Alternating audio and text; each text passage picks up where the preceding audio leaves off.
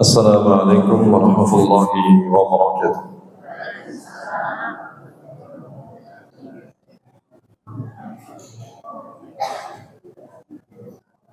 Alhamdulillah ala ihsanih wa syukru lahu ala taufiqihi wa amtinanih.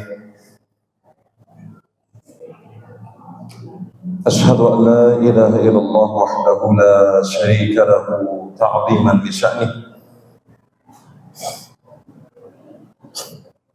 Wa ashhadu anna nabiyyana Muhammadan abduhu wa rasuluhu da'iyan ila ridwanihi hadiyan ila ihsanih sallallahu alaihi wa ala alihi wa ashabihi wa ikhwanihi wa sallama tasliman katsira. Amma ba'd. Ayuhal ummahat wal akhwat, para ibu yang kami muliakan, kembali kita bersua di kesempatan pagi ini untuk bersama-sama kita duduk dalam majelis ilmu. Tentunya kita ingin mendapatkan ilmu yang bermanfaat, yang bisa memberikan pengaruh dalam iman dan takwa kita, ilmu yang mendekatkan kita kepada Allah Subhanahu wa taala. Demikian pula kita dalam majelis ini mengharapkan ridha dan cinta Allah Ta'ala. Maka pembahasan yang akan kita kaji secara garis besar adalah terkait dengan akhlak.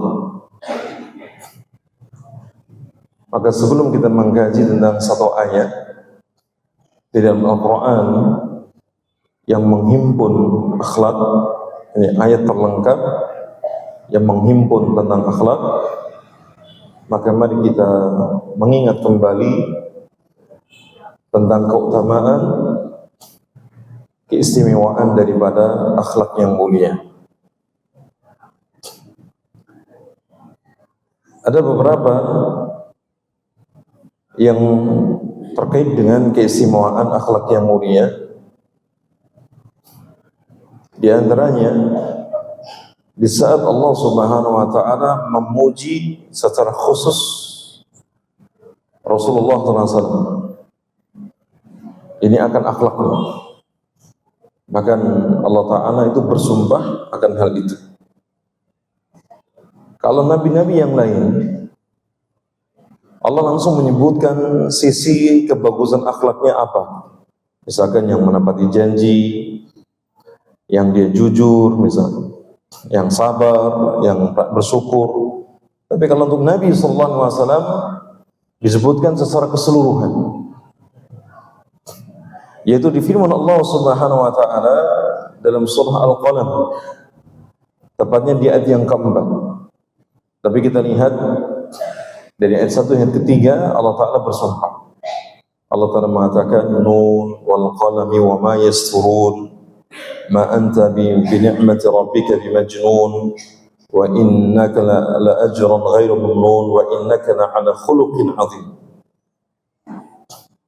Kata Allah Ta'ala, Nun, demi pena dan apa yang mereka tuliskan, dengan karunia Tuhanmu, engkau Muhammad bukanlah orang gila, dan sungguhnya engkau pasti mendapatkan pahala yang besar yang tidak terputus-putus, dan sungguhnya engkau itu benar-benar berbudi atau berakhlak yang luhur.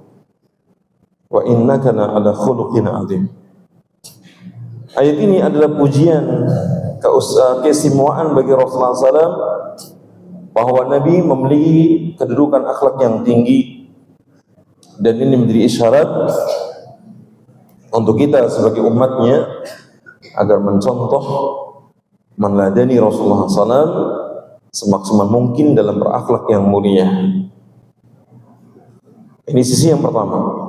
Yang kedua, Rasulullah SAW itu diutus untuk menyempurnakan akhlak.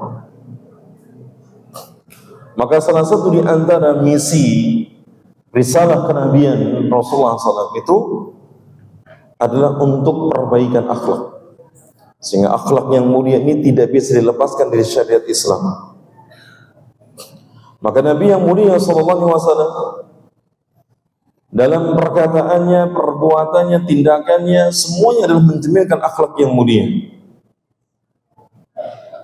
Sehingga ketika Aisyah ditanya tentang bagaimana akhlak Rasulullah SAW, maka Aisyah balik bertanya dengan mengatakan, apakah engkau telah membaca Al-Quran seluruhnya? Iya.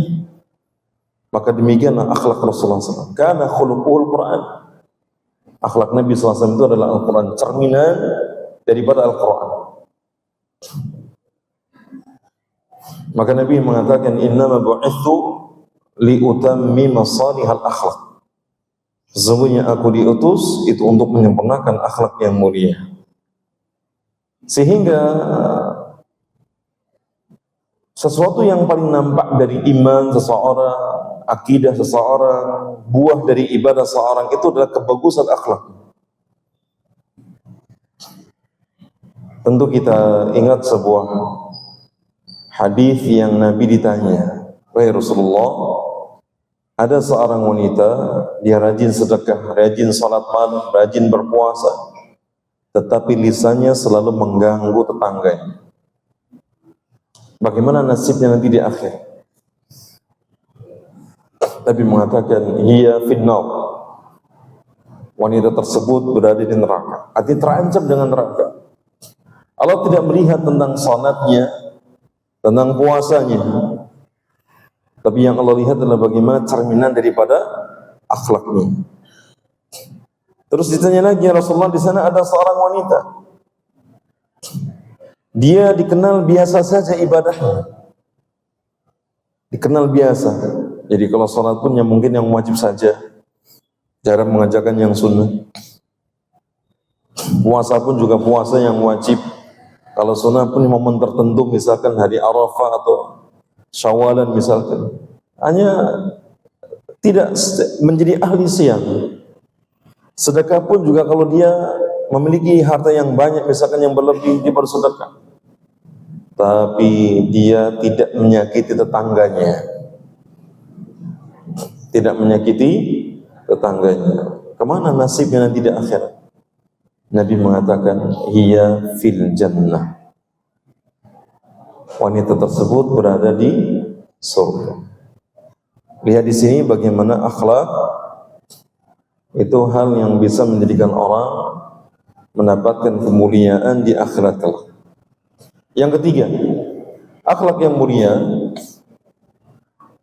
adalah salah satu faktor terbanyak yang memasukkan manusia ke dalam surga. Ketika Nabi ditanya perihal sesuatu apakah yang paling banyak masukkan manusia ke dalam surga, itu orang muslim yang masuk surga, maka Nabi menyebutkan dua hal, yaitu taqwallah wa husnul khuluq.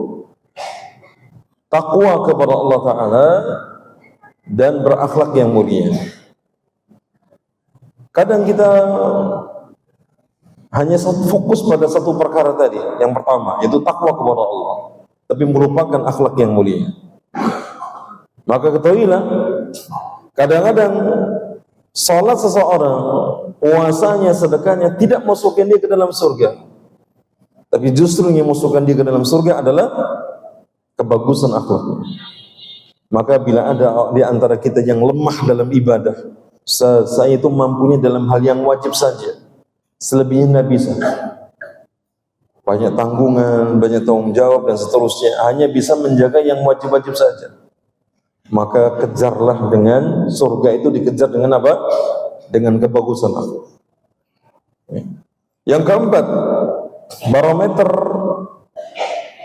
keimanan seorang, puncak kemuliaan atau puncak kesempurnaan iman seorang itu adalah dengan kebagusan akhlaknya. Jadi semakin mulia akhlak seorang, hakikatnya itu menunjukkan kesempurnaan daripada imannya. Hanya saja sekarang banyak orang berakhlak yang baik itu tasanu'an, dibuat-buat. Imannya jauh dari keimanan. Kita sering dapati Kenapa Anda kalau melakukan misalkan membeli sesuatu kok di tokonya orang non-muslim? Bagus, Ustaz. Enak kalau jual beli di sana. Kenapa? Ternyata penjual yang non-muslim ini dia menampakkan akhlak yang baik.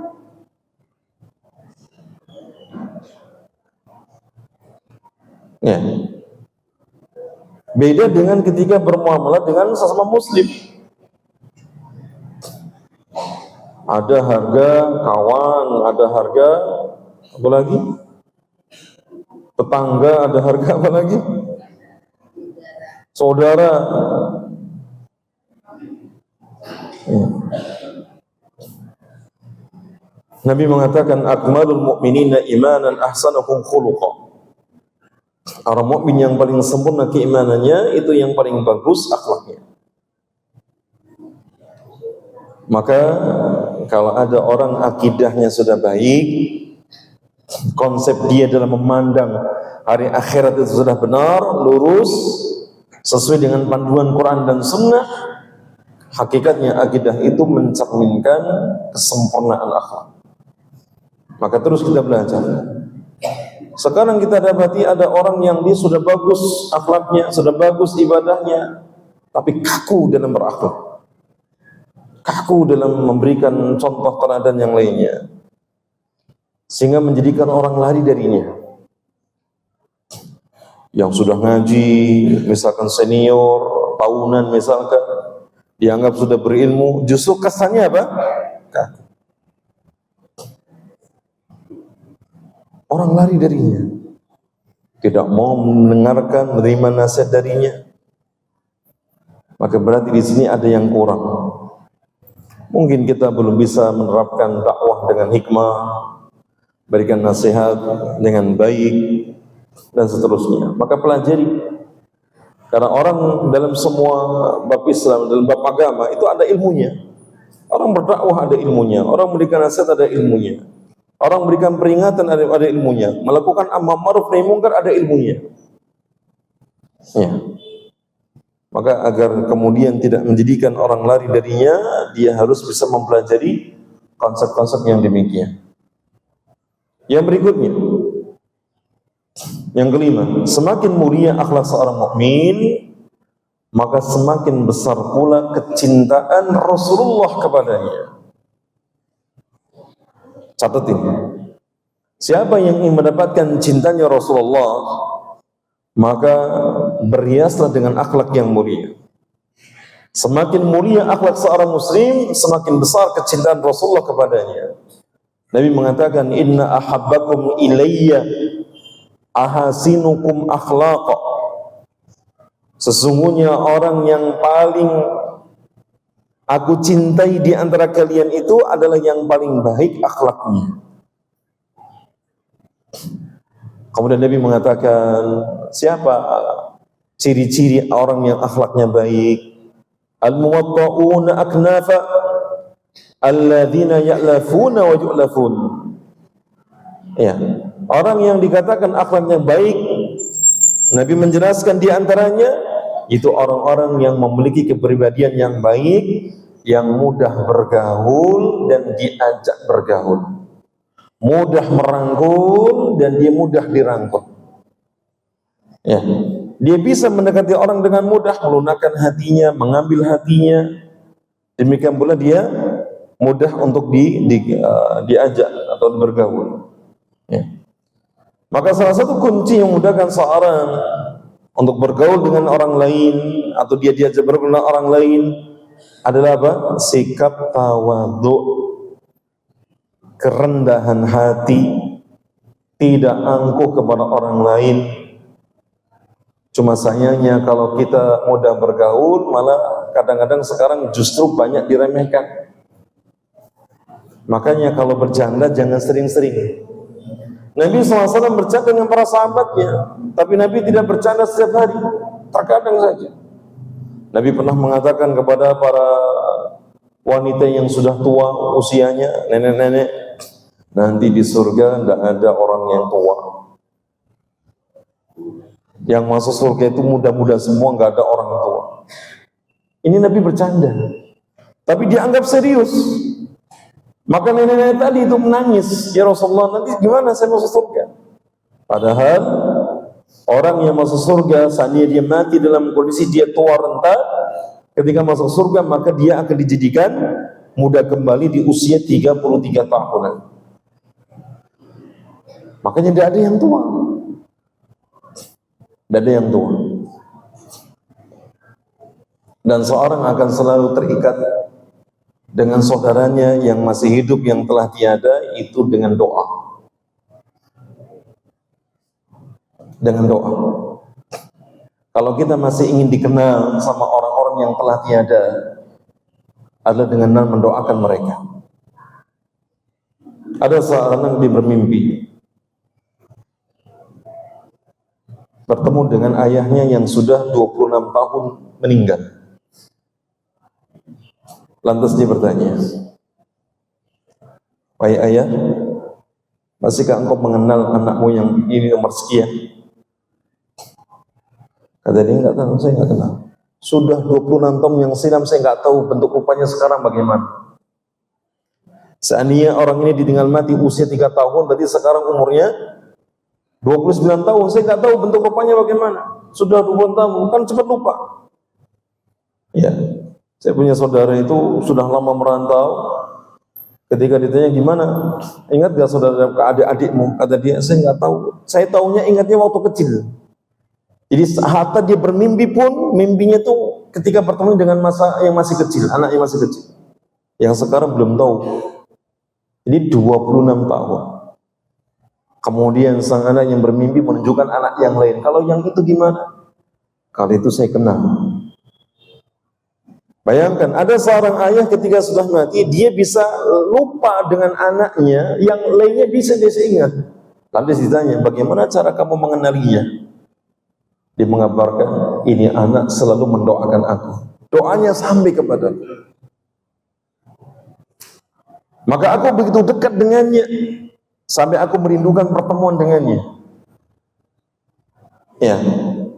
Maka kalau di antara kita ada yang sudah meninggal, ibunya, orang tuanya, bapaknya misalkan, jangan lupa mendoakan kebaikan. Kalau kita memiliki adik, kakak yang sudah meninggal, jangan lupa mendoakan mereka. Mendoakan kebaikan itu adalah memintakan ampunan untuk mereka. Itu sebaik-baik doa. Bahkan orang yang hidup, sebaik-baik doa baginya adalah istighfar. Maka doakan. Kita punya suami misalkan, dan kita pertahan tidak ingin menikah lagi dan ingin dikumpulkan bersamanya, jangan lupa doakan kebaikan untuknya. Ya Allah, rahmati dia, ampuni dia, lapangkan kuburnya. Doa itu sampai kepadanya. Ya. Hadirin yang masih dirahmati Allah Subhanahu wa taala. Yang berikutnya, semakin mulia akhlak seorang mukmin, maka semakin tinggi derajatnya di surga kelak. Semakin tinggi derajat di surga yang ia tempati kelak. Jadi salah satu di antara yang menjadikan orang mendapatkan ketinggian derajat di surga itu dengan kebagusan akhlak. Nabi mengatakan, "Inna min ahabbikum ilayya wa aqrabikum minni majlisan yaumal qiyamah ahasinakum akhlaqa." Sesungguhnya di antara orang yang paling aku cintai di antara kalian, yang paling dekat kedudukannya dengan aku di hari kiamat, itu adalah orang-orang yang bagus akhlaknya. Mana bentuk pendalilan dari hadis ini terkait dengan semakin mulia akhlak seorang mukmin semakin tinggi? Ketika Nabi mengatakan, wa aqrabikum minni majlisan yaumal qiyamah. Itu orang yang paling dekat kedudukannya dengan aku. Nabi itu kan kedudukannya paling tinggi derajatnya di surga. Nabi mengatakan orang yang mulia, orang yang akhlaknya paling baik, akhlaknya semakin baik, maka dia adalah orang yang paling dekat majelisnya dengan aku. Artinya semakin dekat dengan kedudukan Nabi dan para Rasul. Ya. Maka semakin mulia akhlak seorang mukmin, semakin tinggi pula derajatnya di surga yang kelak ia akan tempati. Yang berikutnya, akhlak yang mulia itu akan membuahkan banyak pahala. Lantaran kemudahan dia melakukannya, serta cakupan yang sangat luas. Ya, Nabi mengatakan, innakum lan tasa'un nasa bi amwalikum. Sesungguhnya kalian itu tidak bisa meraih hati manusia seutuhnya dengan harta kalian. Kita kalau ingin mendekati orang dengan harta, lama-kelamaan harta kita habis. Harta kita habis ditinggal. Betul? Ya. Harta kita habis, kita akan ditinggal. Karena kita mendekati manusia dengan harta. Walakin yasa'uhum minkum bastul wajhi wa khuluq. Tetapi kalau kita ingin mendapatkan hati manusia itu dengan wajah yang berseri, dengan akhlak yang mulia, maka kita akan bisa meraihnya. Seperti Rasulullah SAW. Ya, Nabi SAW itu tidak pernah mendekati manusia dengan harta, ya, tapi dengan akhlak yang mulia. Ada satu tokoh di negeri Basrah yang kita kenal dengan namanya Hasan Al-Basri. Ada seorang bertanya kepada penduduk Basrah, siapa di antara kalian yang paling kalian muliakan, yang kalian hormati? Kata penduduk Basrah, Hasan Al-Basri.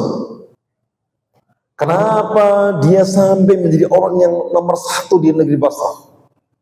Apakah dia berharta? Apakah dia memberikan harta kepada kalian? Tidak. Ini sosok orang yang dia selalu memberi apa yang kita mau. Maksudnya memberikan ilmu dengan teladan. Hasan Al-Basri itu mengajarkan ilmu seorang tabi'in di zamannya dan menjadi salah satu di antara kibarut tabi'in. Karena dia bertemu dengan 500 sahabat Nabi SAW. Di masa bayinya digendong oleh Ummu Salamah, lalu didoakan oleh Umar bin Khattab. Dan Hasan Al-Basri, dia tidak membutuhkan orang lain. Dia tidak membutuhkan dunianya orang lain. Dia hanya sekedar menyampaikan ajaran agama terkait akidah dan yang lainnya, dan tidak mengharapkan daripada sanjungan-sanjungan, pujian-pujian dari orang lain. Sehingga orang membutuhkannya dan dia tidak membutuhkan orang lain. Maka jadilah Hasan Al-Basri ini menjadi sosok yang menjadi tokoh di zaman. Ya. Maka jamaah sekalian dirahmati Allah Ta'ala, ketika seorang dia mendekati manusia dengan wajah yang berseri, dengan akhlak yang mulia, maka orang tersebut dia akan bisa mengambil hati manusia. Ya, dan inilah yang ditunjukkan oleh para ulama. Ya, adapun dengan harta, maka itu terbatas. Ya, terbatas. Jumlah manusia sangat banyak. Ya, apalagi kalau orangnya kikir. Ya, kalau dia pergi ke mall, yang dikeluarkan yang merah, yang biru. Ya, nggak sungkan-sungkan. Berapa?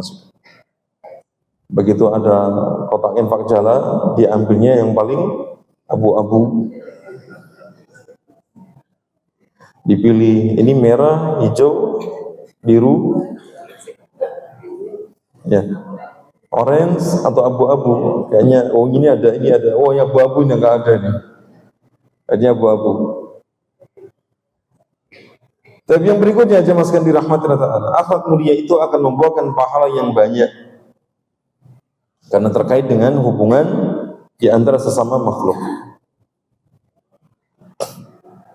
Kita ini makhluk sosial, tidak bisa terlepas dari orang lain. Sehingga ketika kita bermuamalah, berinteraksi, bergaul dengan kebagusan akhlak, ini mendatangkan banyak pahala. Ya, sekedar wajah yang berseri-seri, berkata yang baik, maka bisa menjadikan orang itu mendapatkan banyak pahala, karena orang akan menyenanginya. Ya, orang akan ridho kepadanya. Ya, maka berlatihlah kita dalam berakhlak mulia, dalam bersosial, dalam berinteraksi. Ya, hatta kepada orang-orang yang paling dekat. Siapa orang yang paling dekat dengan kita? Pasangan hidupnya. Itu orang yang paling dekat. Setelahnya anak-anaknya, orang tuanya. Ya, maka hendaklah kita tampilkan kebagusan akhlak. tutur kata yang baik, selalu mendoakan kebaikan, selalu berwajah berseri-seri. Ya. Kadang kita bisa nampak baik di depan orang lain, di depan guru, di depan kerabat, mungkin dia punya murid di depan murid, rekan kerja, atau di depan penjual, pedagang, bahkan kepada binatang pun kita bersikap baik. Tapi pada orang-orang yang terdekat, kadang-kadang kita tidak bisa mengontrol. Ya, maka yang seperti ini hendaklah kita belajar. Ya, bahwa mereka orang-orang yang terdekat dengan kita itu yang paling layak mendapatkan kebaikan akhlak kita. Yang berikutnya yang ke-9, Rasulullah SAW sering berdoa kepada Allah Ta'ala untuk memohon kebagusan akhlak dan berlindung dari akhlak yang buruk. Misalkan Nabi mengatakan Allahumma kama ahsanta khalqi fahasin khuluqi. Nabi juga pernah mengatakan Allahumma inni a'udzubika min munkaratil akhlaq wal a'mal wal ahwa. Ya. Ini Nabi ucapkan. Maka akhlak ini ada yang dia usahakan, ada yang pemberian dari Allah Ta'ala sejak lahir. Semuanya itu datang dari Allah Ta'ala, maka mintalah kepadanya kebagusan akhlak. Kalau kita meminta kepada Allah Ta'ala, maka kita akan bersyukur, kita akan tawadhu, rendah hati. Beda dengan orang yang dia tidak berminta kepada Allah Ta'ala, seakan-akan itu usahanya, amalannya, jerih payahnya, dia akan bisa ujub dengan kebagusan akhlaknya. Na'udzubillahi min dzalik. Maka jamaah sekalian dirahmati Allah Ta'ala, berdoalah kepada Allah Ta'ala untuk mendapatkan akhlak yang baik, karena akhlak yang baik itu mendatangkan kebaikan di dunia seorang. Ya. Di antara faidah manfaat duniawi yang didapatkan seorang ketika dia berakhlak yang mulia adalah mendekatkan yang jauh. Bahkan musuh bisa menjadi teman. Dia akan dijauhkan dari macam banyak keburukan. Dan tentu yang paling utama, manfaat duniawi yang akan diperoleh ketika seorang memiliki akhlak yang mulia adalah dia mendapatkan ketentraman hatinya. Dia akan mendapatkan ketentraman hatinya. Sehingga orang yang ingin bahagia di dunia ini, maka hendaklah dia berakhlak yang mulia. Di antara sebab yang menjadikan orang itu mendapatkan kebahagiaan yang hakiki di dunia, bahkan nanti di akhirat, karena akhlak yang mulia tidak hanya manfaatnya di dunia. Ya, kalau kita sebutkan bagaimana manfaatnya yang besar di akhirat, memudahkan masuk surga, mendapatkan ketinggian derajat, mendapatkan banyak pahala. Ya. Maka siapa yang mengharapkan kebahagiaan di dunia dan akhirat, maka hendaklah dia berakhlak yang mulia. Maka orang yang berakhlak mulia, dia akan bahagia. Semakin tinggi kemuliaan akhlak seorang, maka semakin tinggi pula kebahagiaannya yang akan dia peroleh di dunia sebelum kebahagiaan yang sejati nanti di akhirat. Dan di antara akhlak yang sangat berpengaruh pada kebahagiaan seorang itu adalah Allah yang Allah kumpulkan dalam sebuah ayat. Silakan dilihat di surah Al-A'raf di ayat 199. Inilah ayat yang menghimpun akhlak-akhlak yang mulia. Semua bentuk sumber kebagusan akhlak itu ada di ayat ini. Abu Ja'far atau Abu Abdillah Ja'far As-Sadiq rahimahullah ta'ala, beliau pernah mengatakan, menyebutkan bahwa ada satu ayat yang menghimpun seluruh akhlak-akhlak yang mulia yang diseru dalam agama, yang mendatangkan ketentraman hati, dijauhkan dari mara bahaya, ya, dan dia mendapatkan kebahagiaan yang sejati akhirat kelak. Apa itu? Di surah Al-A'raf ayat 199, ketika Allah mengatakan khudil afwa wa'mur bil urfi wa a'rid 'anil jahilin. Siapa yang bisa menerapkan di ayat ini, maka dia akan memiliki kelapangan hati. Dia akan mendapatkan ketentraman hatinya, kebahagiaan hatinya, karena ini cerminan daripada akhlak yang mulia. Ya. Jadilah engkau pemaaf, wahai Muhammad. Perintahkanlah orang-orang pada kebaikan dan berpalinglah dari orang-orang jahil. Konteks ayat ini Allah turunkan itu kepada Rasulullah SAW. Yang diajak bicara juga Rasulullah SAW. Kaidah dalam ilmu tafsir, kalau ada ayat yang diawali itu dengan pembicaraan langsung untuk Rasulullah SAW, maka itu juga berlaku untuk umatnya. Maka ayat ini kalimat khudil afwa wa'mur bil urfi wa'arid 'anil jahilin tidak hanya khusus untuk Rasulullah SAW, tapi juga berlaku untuk setiap umatnya, kita semua di hari ini. Kita semua diperintahkan pula untuk bersikap seperti sikapnya Nabi sallallahu alaihi wasallam. Berikanlah maaf. Jadilah engkau pemaaf. Perintahkan manusia pada kebaikan dan berpalinglah dari orang-orang bodoh. Al-Imam Bukhari dalam kitab tafsirnya menukilkan perkataan Ja'far As-Shadiq rahimahullah ta'ala, yaitu ketika menjelaskan tentang ayat ini, menafsirkan tentang ayat ini. Beliau mengatakan, amarallahu nabiyahu sallallahu alaihi wasallam bimakarimil akhlaq wa laysa fil qur'ani ayatun ajma'u limakarimil akhlaq min hadhil ayat. Sesungguhnya Allah Ta'ala itu telah memerintahkan nabinya untuk berakhlak yang mulia dengan ayat ini. Kalimat khudil afa wa'mur bil urfi wa'arid 'anil jahilin, ini perintah dari Allah kepada nabinya untuk berakhlak yang mulia. Kemudian beliau melanjutkan, Ja'far As-Shadiq, Abu Abdullah, dan tidak ada satu ayat pun di dalam Al-Quran yang lebih lengkap mengumpulkan perkara akhlak yang mulia seperti yang ada di ayat ini. Kalau ayat yang lain kadang disebutkan cuma satu, ya, dua, itu pun bukan yang pokok-pokok, ya, hanya yang cabang-cabang saja. Maka jemaah sekalian dirahmati Allah Subhanahu wa taala, mari kita pelajari ada 3 yang Allah perintahkan kepada nabinya, kepada kita semua untuk menjadi seorang yang berakhlak mulia. Yang pertama, khudil afwa, jadilah seorang yang pemaaf.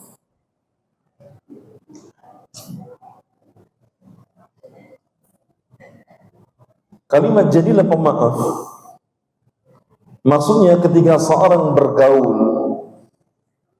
dan berakhlak, ya, kepada manusia, pada orang lain, itu dengan akhlak yang mudah bagi mereka. Itu maksudnya. Jadilah pemaaf ketika seorang bergaul dan berakhlak kepada orang lain itu dengan akhlak yang mudah bagi mereka. Maka jangan membebani mereka di luar kemampuannya. Maka dengan demikian siapapun yang kita bergaul dengannya, maka kita akan santai dan tenang, karena tidak ada banyak tuntutan dari kebiasaan mereka. Dalam kehidupan kita itu bergaul dengan banyak orang. Kita bergaul dengan pasangan hidup kita bergaul dengan anak-anak kita bergaul dengan kerabat, dengan tetangga, dengan sahabat, bahkan bergaul dengan orang-orang yang tidak dikenal, misalkan penumpang kendaraan umum, misalkan di kereta, di bis, bahkan di pesawat, di kapal, itu kan orang yang nggak kita kenal. Masing-masing jiwa kita tentunya menginginkan agar setiap orang yang bermuamalah dengan kita itu bersikap yang terbaik kepada kita. Betul nggak? Kita pengennya dihormati, dimuliakan, ya. Kita orang itu harus menyesuaikan kita misalkan gitu. Namun hendaknya kita ingat bahwa kita tidak sedang di surga. Kalau di surga kan kehidupannya apa? Sesuai dengan yang kita inginkan. Ma yastagin. Apa yang kita inginkan maka akan datang. Allah akan penuhi. Itu surga. Kita menginginkan ini akan datang. Kita melihat burung, burungnya sebesar unta, pengen mendapatkan panggangnya, daging panggangnya, maka burung itu akan menukik tajam lalu menjadi hidangan. Kita ingin buah-buahan, maka buah-buahan itu akan mendekat, dahannya pendek. Buahan apapun, pohon-pohon yang tidak berbuah di dunia akan berbuah, apalagi yang berbuah. Maka jangan khawatir dengan buah-buahan di dunia. Yang kita sukai di surga disediakan. Tapi sekarang ini kita tidak hidup di surga.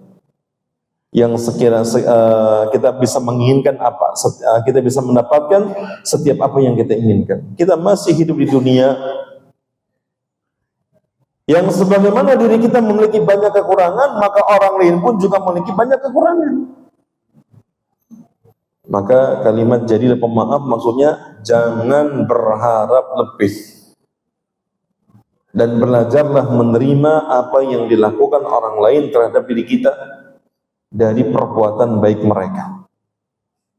Jangan bebani mereka lebih dari apa yang mereka berikan, dengan begitu seorang agar hidupnya tenang. Ya, saya senang kalau tetangga itu dikit-dikit ngasih makanan gitu ya. Kalau masak tertentu dia ngasih meskipun cuma satu mangkok gitu. Tapi kan tidak bisa setiap hari.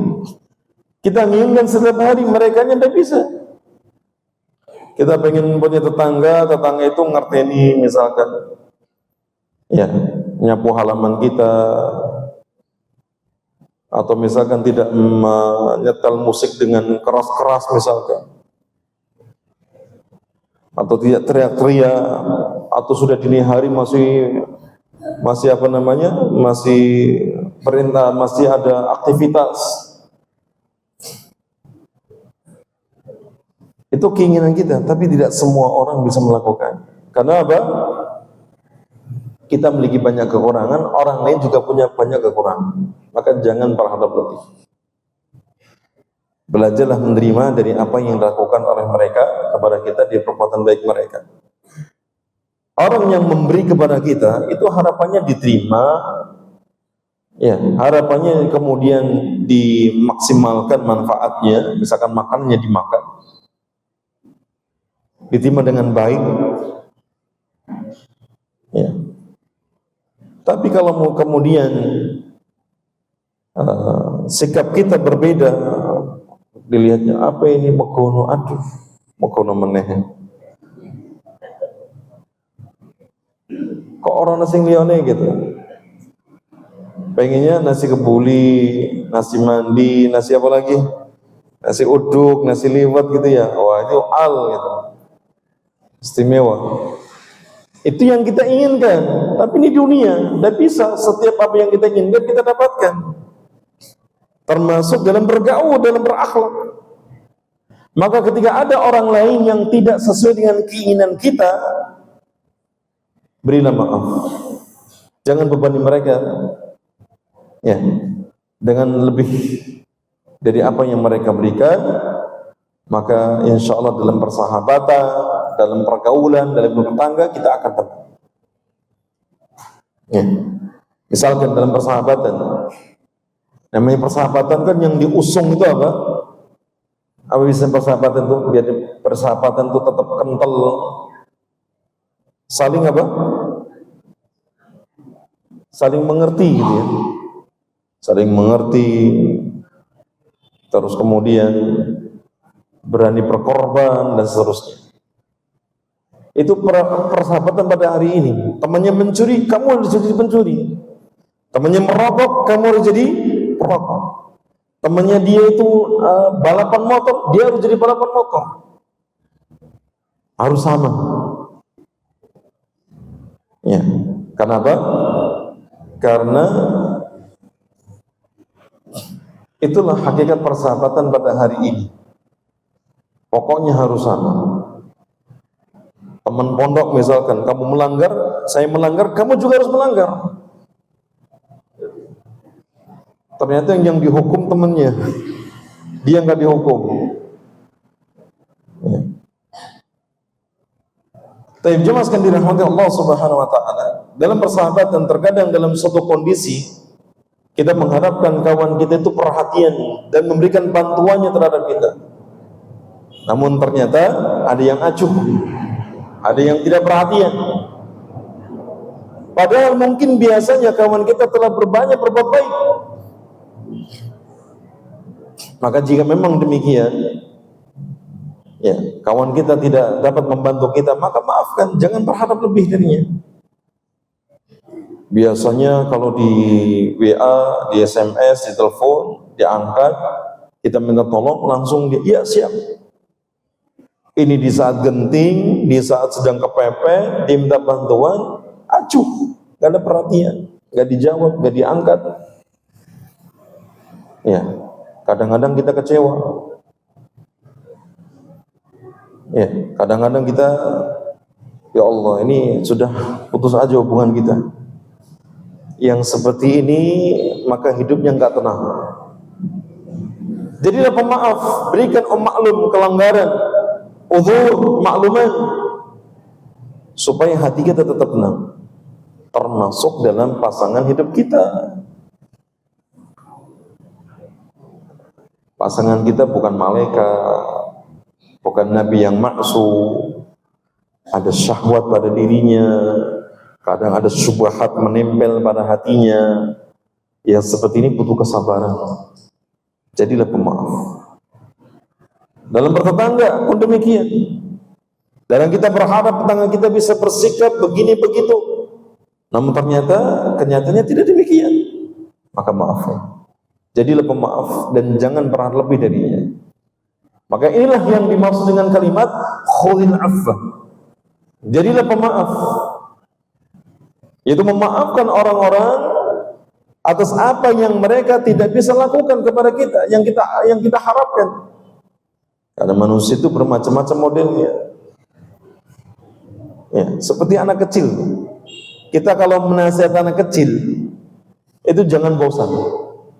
Karena prinsipnya anak kecil itu apa? Anak kalau dinasihati orang tuanya itu selalu baru.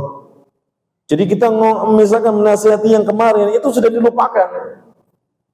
Dinasihati lagi itu yang hal yang baru, maka jangan gemes. Jangan gemes. Jangan pula mesti omongi bola volleyball, tidak usah kalimat bola volleyball. Karena anak itu kalau diomongi satu kali selesai. Diomongi lagi itu yang baru. Dalam kalimat mereka demikian dalam bahasanya, maka jangan bosan dan jangan gemes pula. Ya, kita arahkan. Itu hal yang baik. Ya, kita sabar menghadapinya. Kita kalimat lagi, nah jangan seperti ini. Itu hal yang baru buat anak. Bukan sesuatu yang diulang-ulang oleh orang tuanya. Orang tua mau ulang-ulang, iya, tapi anak tidak. Itu sesuatu yang baru. Ya, maka model manusia itu bermacam-macam. Maka ketahuilah ketika jiwa kita itu selalu menuntut agar orang lain seperti yang kita harapkan, ternyata tidak, maka kita pun akan marah. Kita tidak puas karena tidak sesuai dengan kenyataan, tidak sesuai dengan harapan, sehingga hal itu akan menjauhkan kita dari kalimat as-sa'adah, kebahagiaan. Maka jadilah pemaaf, ambillah yang mudah dari akhlak orang lain, dan jangan tuntut mereka lebih daripada yang mereka bisa lakukan. Ya, jangan meminta orang beradaptasi dengan diri kita, tapi justru kitalah yang beradaptasi dengan mereka dengan tetap menjaga nilai-nilai keislaman. Inilah rahasia dari kalimat khudil afwa yang seharusnya menjadi salah satu moto dalam akhlak mulia dalam kita bergaul kepada orang lain. Selalu jadi pemaaf, memberikan kemakluman, uzur yang banyak, supaya hati kita tetap tenang, tentram, adem ayem dan bahagia. Kemudian jemaah sekalian dirahmati Allah Ta'ala, Al-Imam Bukhari rahimahullah ta'ala menyebutkan bahwa di antara bentuk orang menjadi pemaaf adalah seperti dia menerima uzur orang lain ketika mereka menyampaikan uzur, memaafkan ketika mereka berbuat salah, memudahkan dan tidak mempersulit dalam bermuamalah dengan mereka. Ini cakupan dari makna pemaaf yang disarikan dari ucapan para sahabat. Di antara bentuk kalimat, bentuk-bentuk jadilah seorang pemaaf, dia menerima uzur-uzur orang lain ketika dia menyampaikan saya begini, saya begitu. Maafkan ketika mereka berbuat salah. Namanya memaafkan itu tidak bercokol dalam hatinya. Orang yang memaafkan ketika dia bisa membalas tapi kemudian dia memaafkannya, itu hatinya plong. Tapi kalau kemudian memaafkan namun masih ada sakit hatinya, bercokol dalam hatinya, maka satu saat dia akan menjadi dendam, dengki, iri dan hasad. Para ulama yang menyebutkan hasad itu awal munculnya adalah karena dendam. Dia tersakiti namun tidak bisa membalas, akhirnya bercokol dalam hatinya. Ketika ada kesempatan baru dia akan bisa mewujudkannya. Tapi kalau ketika nggak ada kesempatan, maka dendam, sakit hati itu yang masuk bercokol dalam hatinya akan berbuah menjadi apa? Iri, dengki, hasad dan yang lainnya. Maka kalau sudah memaafkan, sudah maafkan. Maafkan dengan hati yang tulus. Meskipun susah, berat untuk menjadi pemaaf. Termasuk bentuk memaafkan apa? Memudahkan, tidak mempersulit dalam muamalah dengan mereka. Ya. Hadirin jemaah sekalian dirahmati Allah Ta'ala. Nabi SAW pernah mengatakan, ala ukhbirukum biman yahrumu 'alan nar atau biman tahrumu 'alaihi nar. Maukah kalian aku beritahu tentang orang-orang yang haram bagi mereka neraka atau orang-orang yang diharamkan baginya neraka? Siapa mereka? Ala kulli hayyinin layyinin qaribin sahlin. Orang yang akan diharamkan padanya neraka atau neraka diharamkan padanya itu orang yang dia ringan. Untuk setiap orang yang ringan tangan, ringan dalam membantu, menolong. Kulli hayyinin lainin, yang lembut sikapnya, lembut hatinya, lembut ucapannya, lembut tindakannya. Qaribin, yang dekat, tidak berusaha untuk menjauh, dia mendekat, mengambil hatinya. Sahdin, dan yang memudahkan. Maka ini ciri-ciri orang yang dia dikatakan pemaaf. Setiap yang ringan, lembut, yang dekat, yang memudahkan. Karena yang seperti ini akan memudahkan dia dalam berinteraksi. Kadang-kadang ada orang yang bisa memaafkan tapi tidak bisa untuk mudah dalam bermuamalah, dalam interaksi. Maka cukup baginya renungkan hadis ini. Kalau dia menginginkan dijauhkan dari neraka, diharamkan neraka atasnya, maka jadilah seorang yang dia ringan, seorang yang lembut, yang dekat, dan yang memudahkan. Ya. Hadirin jamaah sekalian dirahmati Allah Ta'ala. Kemudian yang kedua, wa'mur bil urfi, memerintahkan segala perkara yang ma'ruf. Ya, perintahkan pada kebaikan. Syekh Abdurrahman Nasir Asadi ketika membawakan ayat ini, beliau berkata bahwa maksudnya perintahkan pada kebaikan adalah tidak keluar dari diri seorang kecuali yang baik. Tidak keluar dari mulutnya kecuali yang baik.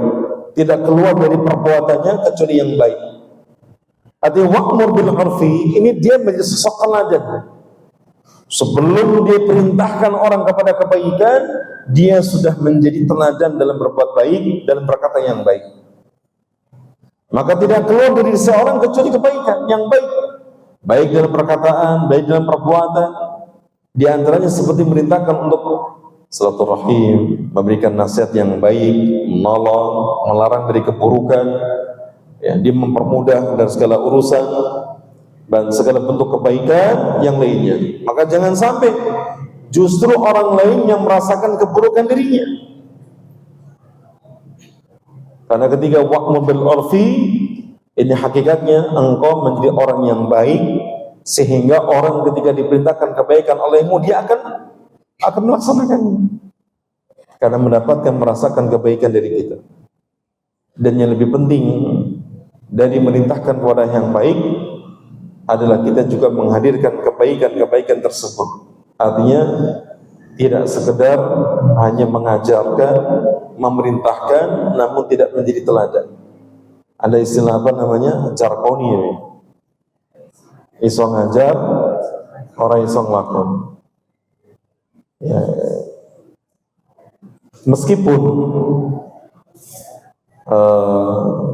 dalam Al-Quran di surah Al-Maidah, kayaknya di ayat 79 kalau tidak salah, tidak ada syarat orang memberikan nasihat itu tidak bermaksiat, harus suci, harus alim, harus soleh. Itu tidak ada syaratnya demikian. Menegakkan amar ma'ruf nahi mungkar itu tidak ada syaratnya orang itu harus bersih dari dosa. Itu tidak ada syaratnya. Karena kita para manusia, para pendosa, tidak ada yang terpilih dari dosa. Seorang guru yang mengajarkan tentang ilmu tidak harus syaratnya guru itu bebas dari dosa. Tidak ada yang maksum. Para nabi saja yang maksum itu tidak terbebas dari dosa kecil. Kemaksuman para nabi itu hanya dalam dosa-dosa besar. Maka para nabi ada yang berbuat dosa kecil. Ada seorang nabi, dia sedang tiduran istirahat dari berjihad di medan perang. Tiba-tiba tubuhnya digigit semut, 3 ekor semut. Nabi ini bangun, ya Allah, cari sarangnya, bakar. Maka prajuritnya mencari sarang semut tersebut, dapati gundukan besar, dibakar semua. Turun wahyu, kenapa engkau membunuh makhluk yang senantiasa bertasbih kepadamu? Itu Nabi.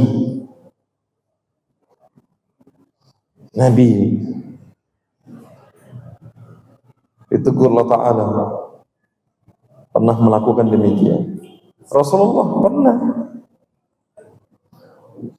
pernah terjatuh dalam dosa kecil, mengharamkan sesuatu yang halal.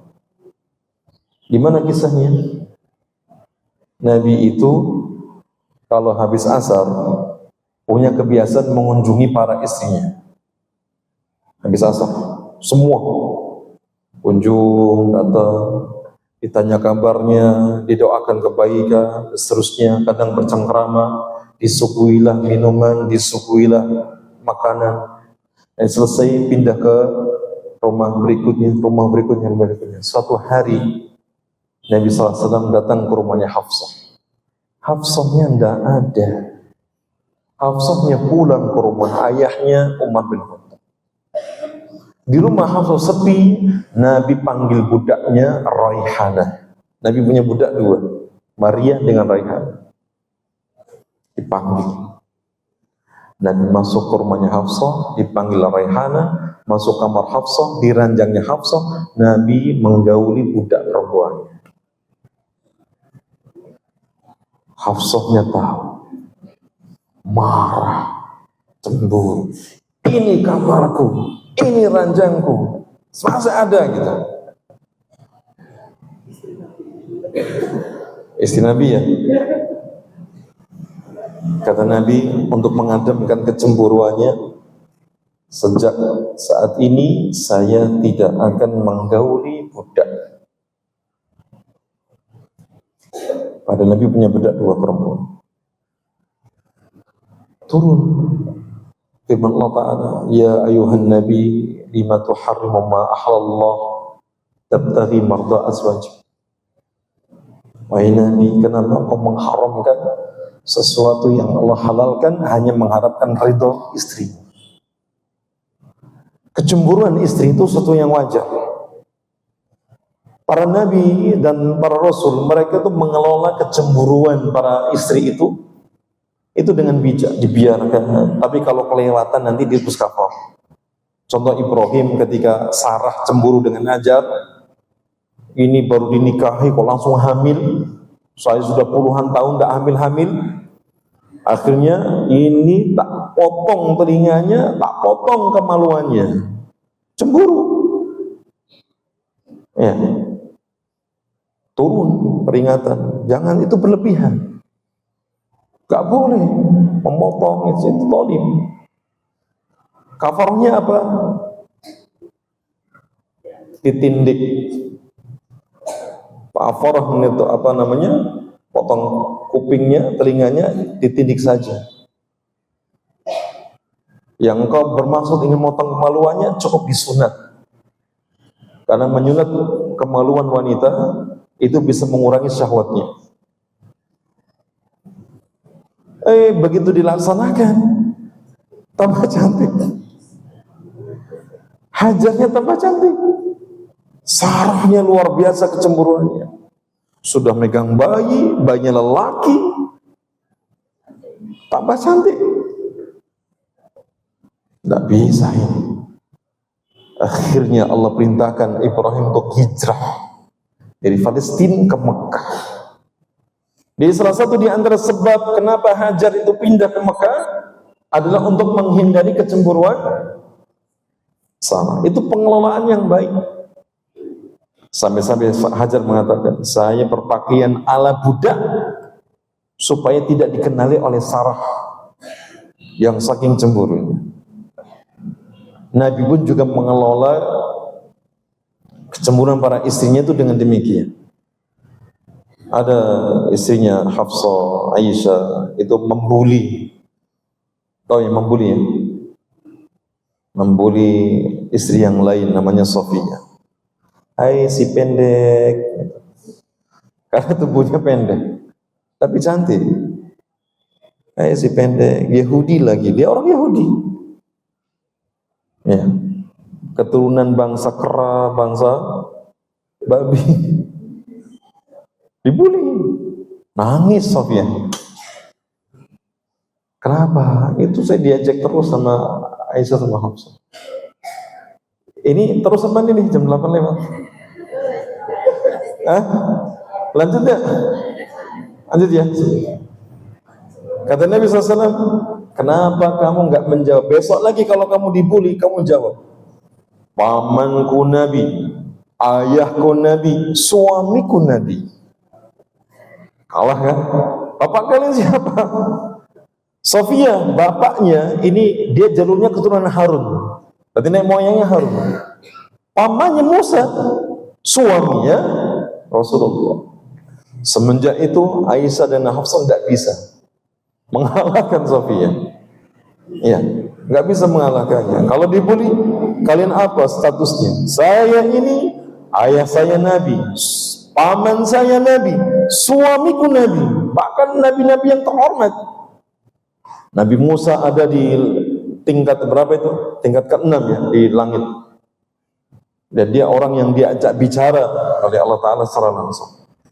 Termasuk Nabi Ulul Azmi. Harun kakaknya Musa juga Nabi dan Rasul. Ada di langit ke-5 kalau nggak salah. Ya. Lalu kemudian ada Rasulullah sebaik-baik Nabi dan Rasul. Tapi jemaah sekalian dirahmati Allah Ta'ala. Yang terakhir, setelah kita menjadi pemaaf, menjadi sosok teladan dalam perintahkan yang kebaikan, yang terakhir berpaling dari orang jahil, berpaling dari orang-orang bodoh. Ketahuilah bahwasanya perbuatan baik pasti ada saja gangguannya, dan gangguan tersebut bisa timbul dari orang-orang yang justru kita berbuat baik kepadanya. Jadi seperti air susu dibalas dengan air tuba. Kita berbuat baik malah justru dibalas dengan keburukan. Ya, terkadang kita berbuat baik kepada seorang, namun dia tidak mengerti, salah paham, suudzon, dan mungkin terjadi hal-hal yang lain. Maka solusinya tidak perlu menanggapinya secara berlebihan. Itu poinnya. Kalimat wa'adin al-jahilin artinya kita tidak berlebihan dalam menyikapinya. Ya, karena orang bodoh nggak tahu. Orang bodoh itu seperti orang sakit. Orang sakit itu bagaimana? yang dihilangkan penyakitnya. Ya, yang dihilangkan itu penyakitnya, penyakit kebodohannya. Orangnya tetap kita bersikap baik kepadanya. Dokter itu kan menyikapi penyakit langsung dikasih dosis obat, tapi orangnya dikasih nasihat, diarahkan, dibimbing seperti ini. Jadi ada dua penyikapan yang berbeda antara orang sakit dengan penyakit. Sama seperti orang jahil. Kalau kita menyikapi kebodohan orang yang bodoh, orangnya kita sikapi berbeda dengan kebodohannya. Kalau kebodohannya kita berikan penjelasan, orangnya tetap kita dengan santun. Maka itu sebagaimana firman Allah Ta'ala dalam surah Al-Furqan ayat yang 3, ketika Allah mensifati sifat ibadur Rahman, wa idza khatabahumul jahiluna qalu salama. Dan apabila orang-orang bodoh menyapa mereka dengan kata-kata yang menghina, membuli, mengejek, mencela, maka mereka akan mengucapkan kalimat kata-kata keselamatan. Artinya ditinggalkan, tidak perlu ditanggapi dengan berlebihan. Kesimpulannya, barang siapa yang dia mengumpulkan 3 akhlak ini, jadi pemaaf, pencetus kebaikan, jadi teladan untuk perintahkan kebaikan, kemudian dia berpaling dari orang-orang yang jahil, artinya dia tidak menanggapi dengan berlebihan, maka orang itu akan bahagia di dunia, terlebih lagi nanti di akhirat. Ya, wallahu ta'ala alam. Ini yang bisa kita sampaikan dalam kesempatan yang mulia ini, dan di